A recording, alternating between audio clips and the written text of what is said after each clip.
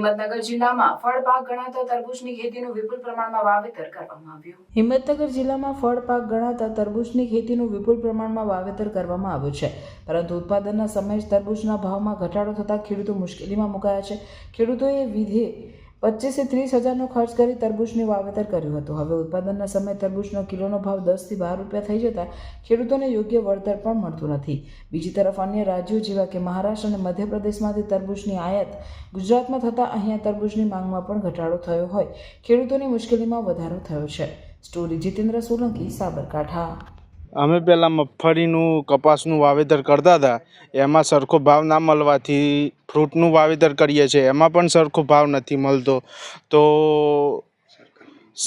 સરકારને એવી વિનંતી છે કે મહારાષ્ટ્રથી જે માલ આવે છે એ બંધ કરે અને ગુજરાતનો માલ લેવાનું ચાલુ કરે તો ભાવ ખેડૂતોને મળે અને ગુજરાતના ખેડૂત સમાજને ભાવ મળે, લોકોનો પણ ફાયદો થાય, ખેડૂતોનો ફાયદો થાય. જો ટેકાના ભાવથી પણ ચાલુ કરે તો પણ ખેડૂતોને ફાયદો થાય અને લોકોને પણ ફાયદો થાય. પટેલ રાજકુમાર અમરીશભાઈ. અમારા ગામભોઈ પંથકમાં લગભગ મારા અંદાજ પ્રમાણે 400 થી 500 એકર વાવેતર હશે તરબૂચનું. અને હાલની તારીખમાં રમજાન મહિનો ચાલી રહ્યો છે અને ખેડૂતોનો લગભગ પોષણક્ષમ ભાવ નથી.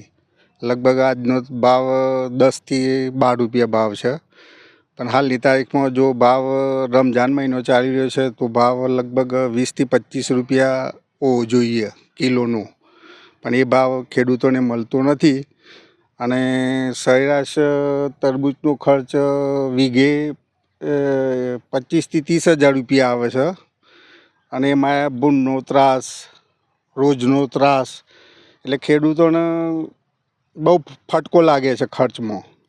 એટલે સરકાર કંઈક કરે ફ્રૂટ માટે કે આનું કંઈક લેવાનું ભાવનો કંઈક સુધરે તરબૂચના તો ખેડૂતોનો સારો ફાયદો થાય એમ છે.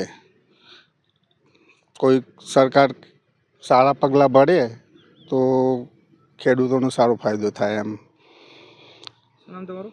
મારું નામ પટેલ અમરીશ કુમાર પ્રભુદાસ, ગામ સુરજપુરા, હિંમતનગર.